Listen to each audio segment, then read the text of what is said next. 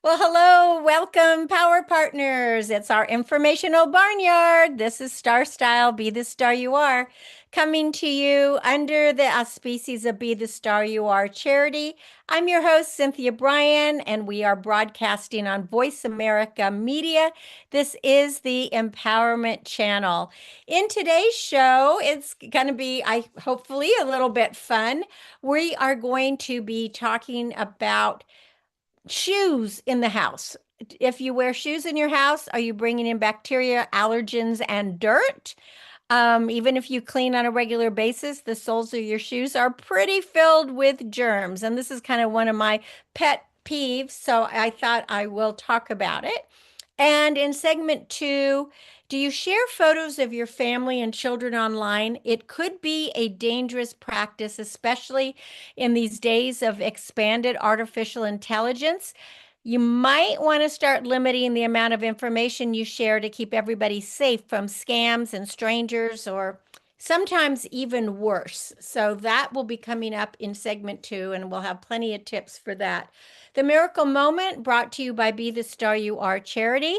It's bethestaryouare.org. You can check it out. This is from a source unknown. You control the people in your life by being the kind of person you want to meet. I love that. In other words, you want to be a mirror. You want to attract people that you would like to be. I think that's a really good one. Well, I was reading the magazine Real Simple, which I just think I really like that magazine because it is filled with lots of tips that sometimes we already know them, but then there are new things in there, but definitely things that you want to reiterate. And so when I was reading this article about should guests take their shoes off in your home, I got excited because I thought about my own family. So in our house, we have a no shoes policy. I mean, we're on a farm. It's, barnyard and manure and dirty outside, but I keep the inside very clean. So the boots and the shoes, they come off before you enter the door. And when my kids were young, they learned it at a young stage. And then, of course, my son by teenage years, he got a little bit rebellious, and I'd have to constantly remind him. But by the time he got to college and had roommates that were pretty dirty, he would come home and take his boots off at the door and tiptoe around the house. And when I would say, "What are you doing?" he would say, "Oh, Mom, it's so nice to have a clean house." And then when he got his own home, he has an absolutely no shoes policy. And he actually has signs at his front door. And the sign says, "Unless you are Jesus or George Strait, no shoes in the house." And then when you enter into the mudroom, there's another sign. So the bottom line is he has trained all of his friends and, of course, the family. They take their shoes off before they get into the house. So it's really great when they come over now. All shoes are outside, and I love it. But I know it's a hard one for people. So on in real simple, they have a microbiologist that they speak to. But it is a quandary for a lot of people. The thing is you don't really know where those shoes have been, especially when people come over, and you don't want to be rude. But for me, being somebody who travels a lot and is in airports or airport bathrooms, which sometimes are so disgusting, I am like, oh my God, these shoes have just seen so much. And when I get home we take my shoes off, but when I get home from a trip, I leave them outside, and then the next day I'm checking the soles, and then I'm scrubbing them with Clorox because they are filthy. But here are some takeaways that you really need to know. Shoes track in bacteria, allergens, lead, and other contaminants that can linger on your floors long enough to raise health risks, especially if you have kids or pets or anyone who likes to sit on the floor or spend time on the ground. Now, asking guests to remove their shoes isn't rude if you give a heads up and offer easy alternatives like slippers or socks. But it's also reasonable to let shoes stay on. And if you're just on hardwood floors or tile or something, and just clean thoroughly afterwards. But whether shoes are allowed or not, regular vacuuming and disinfecting, of course, matching what kind of flooring you have, is really the most practical way to limit the germs and keep your home healthier. You might even have a pro that cleans your house. You might have a house cleaner, but cleaning it when others visit can be challenging. And you know that people track in dirt and germs, and when it comes to asking them to take their shoes off when they visit, you might hesitate. I mean, is it rude to ask? So, regardless of your opinion on wearing shoes, you got to brace yourself because there isn't any way to sugarcoat it. The bottoms of your shoes are positively filthy and they are covered with bacteria and viruses. And so here's what you need to know about shoes in the house.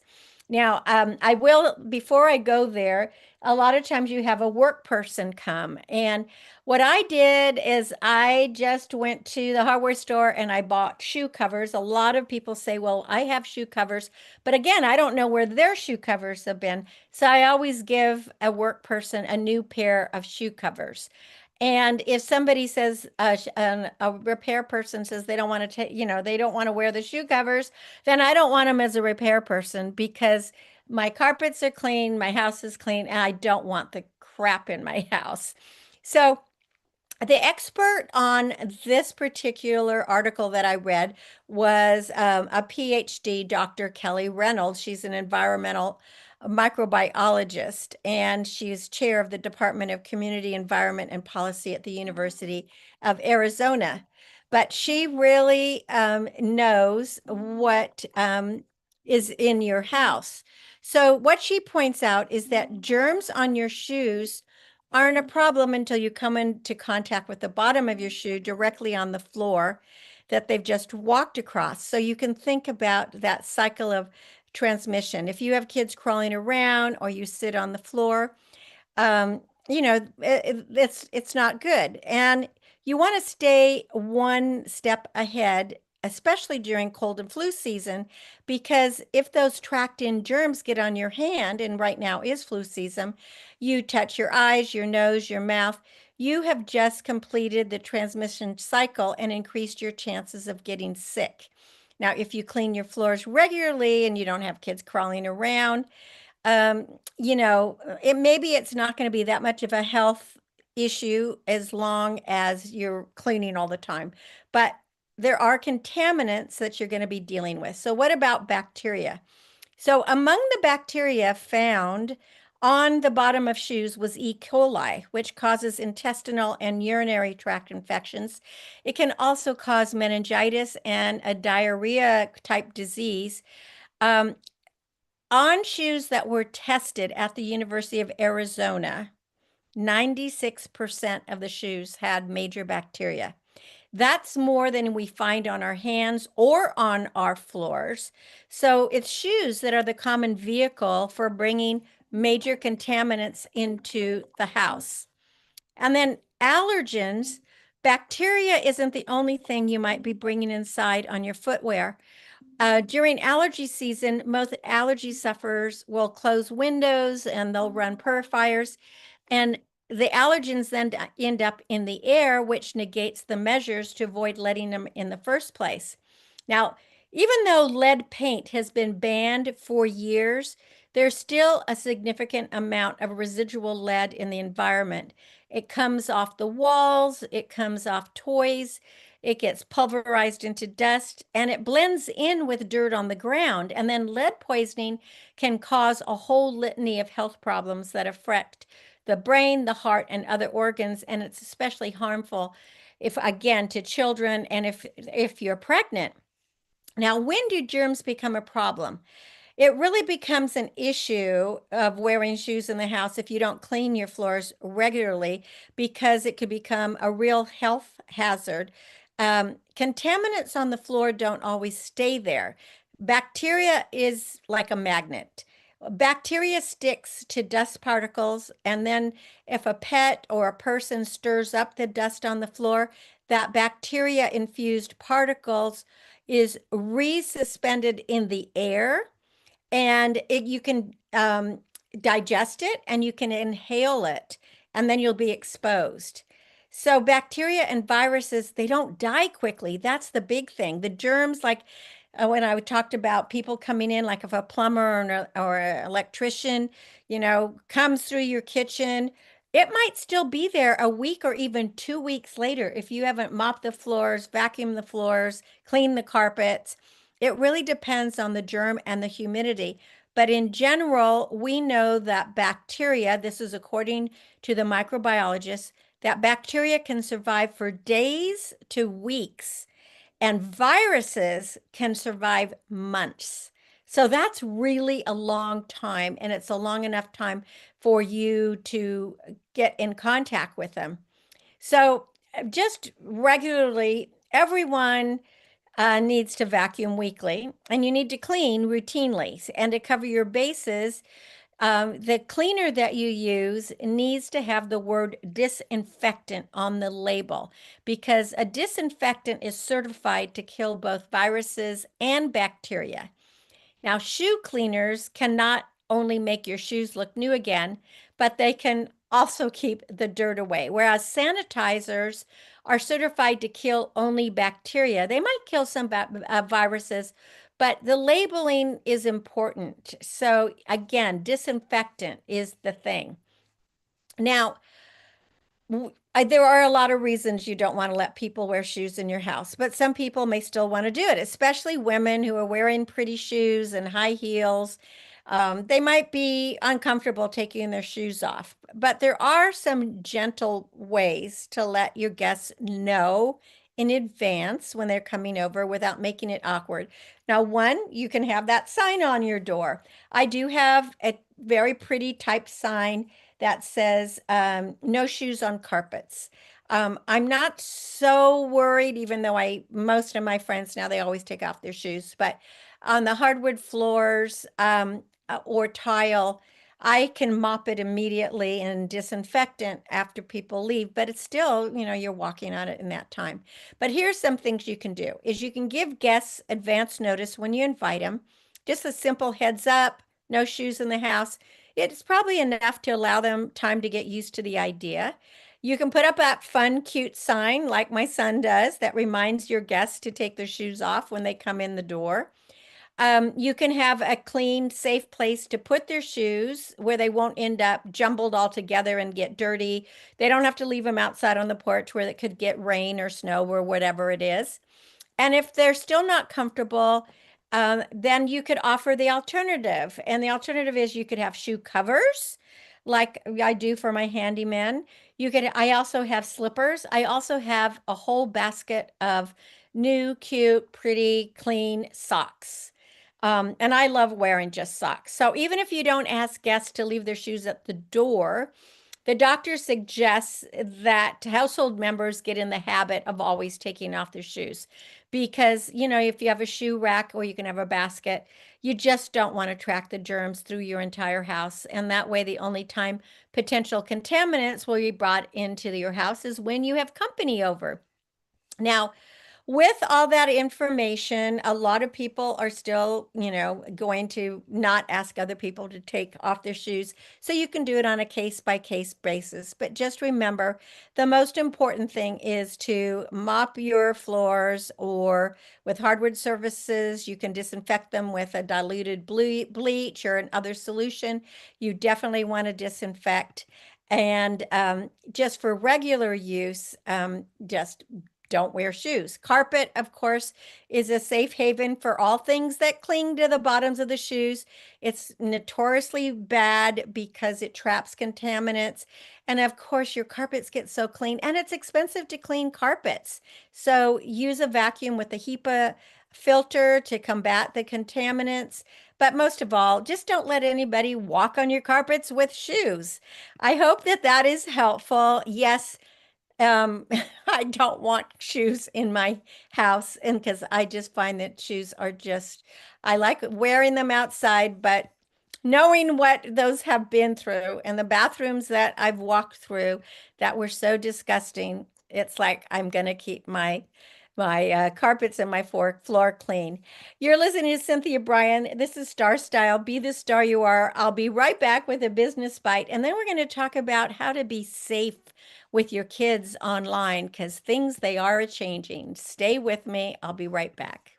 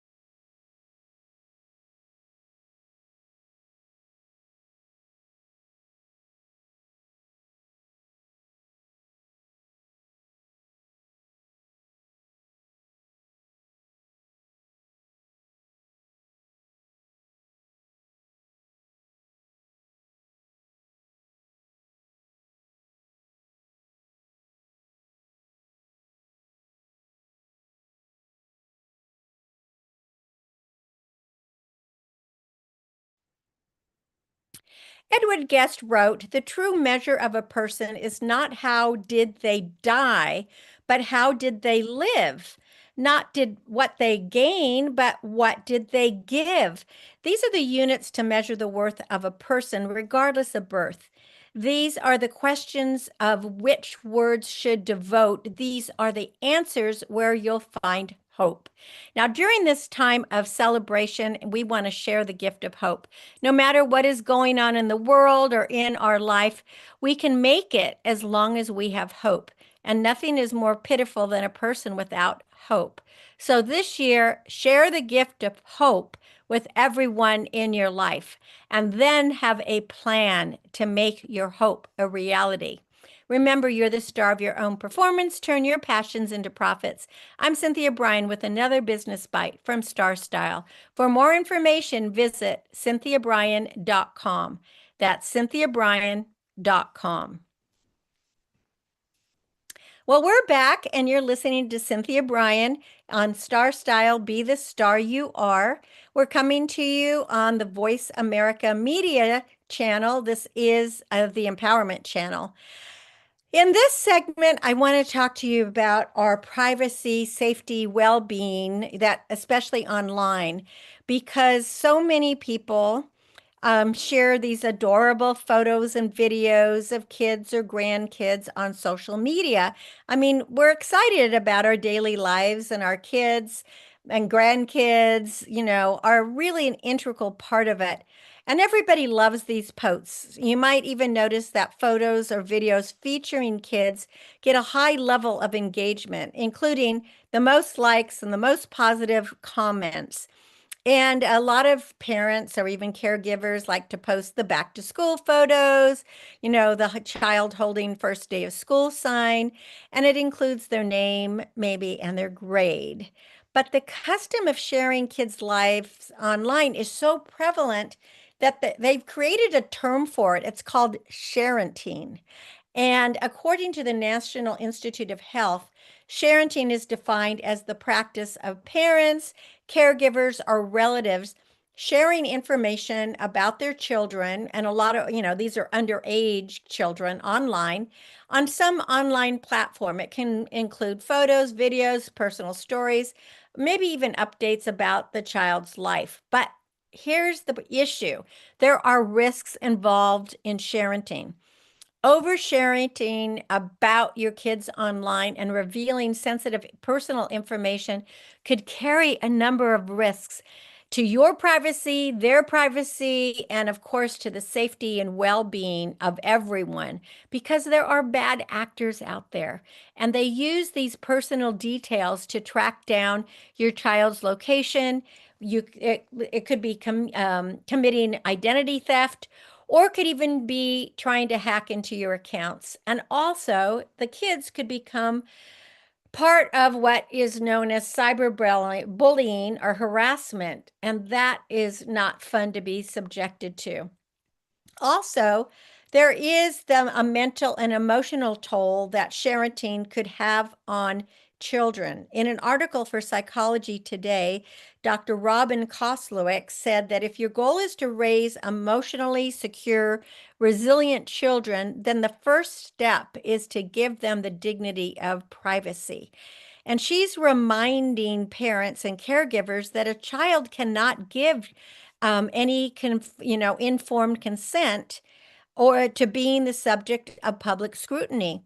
So this is very interesting because sharing anything online increases the risks of identity fraud and digital kidnapping, and also psychological harm, including damage to self-esteem. And now, especially, we're seeing these with AI. It is becoming actually scarier because there can be all kinds of um, some bad things that can happen with that. So here are some tips that the Better Business Bureau suggests to better protect your kids when you share photos. So avoid sharing any personal details about your child, including identifiable information, name, age, school, teacher, grade level, and don't put those on the photos because scammers can use this information to commit identity theft. And it's good to choose generic backgrounds. You don't want to show identifiable location markers like as house numbers, street signs, school signs, bus stops, um, towns, other landmarks. And then you want to always review your social media privacy setting regularly and be mindful of who can view your posts. And note that the rules for photos applies to videos too. You don't want to overshare in text posts, and you really don't want to mention your child's name, school, grade level, birthday, favorite locations, or any personal details that could be used by bad actors to build a profile for future targeting. When I'm coaching parents for acting for their young kids, these are all things that for years I have told them to avoid. And it wasn't just for social media, it was for anything. In other words, not when you were uh, auditioning for something, that you don't give out any of that information. And you want to avoid the trendy fixes to privacy issues. So you don't want to do the same things that celebrities do. Parents have taken to covering their kids' faces with emojis when posting, but it doesn't provide total privacy. And especially if you're posting multiple images over time, you might be revealing, potentially identifiable information. Even simple things like logos on kids' clothing. So here are a few recommendations. Limit the sharing of kids' photos and related information to private and trusted platforms, or maybe only family only kind of platforms, and avoid the public forums like global Instagram reels. And before posting anything, ask yourself whether you'd want a similar event, a tantrum, a discipline, a medical update, or do you want this shared about yourself? And before you publish a photo, think long term. about how your child might feel about that photo later in life, because once you post, it's there forever. And if you're posting something just because it gets engagement, ask yourself, is it really worth it? Because it is possible to share parts of your kids' lives online without subjecting them to harm. But doing that just requires discretion, and you got to think about it. Think about what you're sharing, how, where, and who could potentially see it. And finally, if you really want to seek comprehensive privacy and identity protection, you probably want to get some kind of identity theft protection. And there are a lot of companies out there that have plans that will feature an array of advanced tools and services that are built to defend against those common cyber thoughts. So cyber threats, not cyber thoughts. So think about that before you do any of it. So it's very important to maintain your privacy and your safety. And so I guess the best advice from the experts, and I will adhere to this as well, is just to think twice before you post things. So maybe post more generic things. I know it's very tempting to get all of, this followers and people responding and all that, but it only takes one or two weirdos out there. And there are plenty of weirdos, as we know. So that is our show for today. I want you to stay safe, but still have fun, and just be cautious with AI. We'll be doing a lot of shows about AI. It's the big topic these days. I think it has its positives and its drawbacks, but we can't depend on the companies to protect us. So we need to protect ourselves. So make sure you're tuned in to Starstyle, Be the Star You Are, every week with me, Cynthia Brian. And also check out Express Yourself Teen Radio that comes out on this platform, or the Voice America, the Libsyn platform, on Sundays. And we have a new show every week, because you can change your life, you can make your dreams come true, and you can get a lot of good information and success from different experts and ideas. So you want to expand your mind, check out both Starstyle, Be the Star You Are, and Express Yourself Teen Radio. For more information about me, visit cynthiabrian.com. That's BRIAN. To get involved with Be the Star You Are charity, visit bethestarur.org. You can also sign up for our newsletter. My aim is always to encourage, inspire, inform, amuse, and motivate. So see beyond your physical being. Know you are already the star you dreamed of becoming. Cherish the past, dream of the future, and celebrate every moment of your life. And do remember that I have now published 12 books, and the newest one is the children's book, Flap Forward, Fly Free. And they're available at cynthiabrian.com, and it's a donation to Be the Star You Are. So you can be donating and getting a book at the same time. Until next week, when we celebrate once again, remember that love always wins, kindness always prevails, and smiles keep us happy. I'm Cynthia Brian for Starstyle, thanking you, encouraging you to be kind, be inclusive, tell the truth, live with integrity, embrace cultures, love unconditionally, encourage others, be generous, read, lead, succeed, communicate, collaborate, innovate, and be your unapologetically authentic self. Everyone counts. So go out into the world and be the star you are. Thanks for joining me, and we'll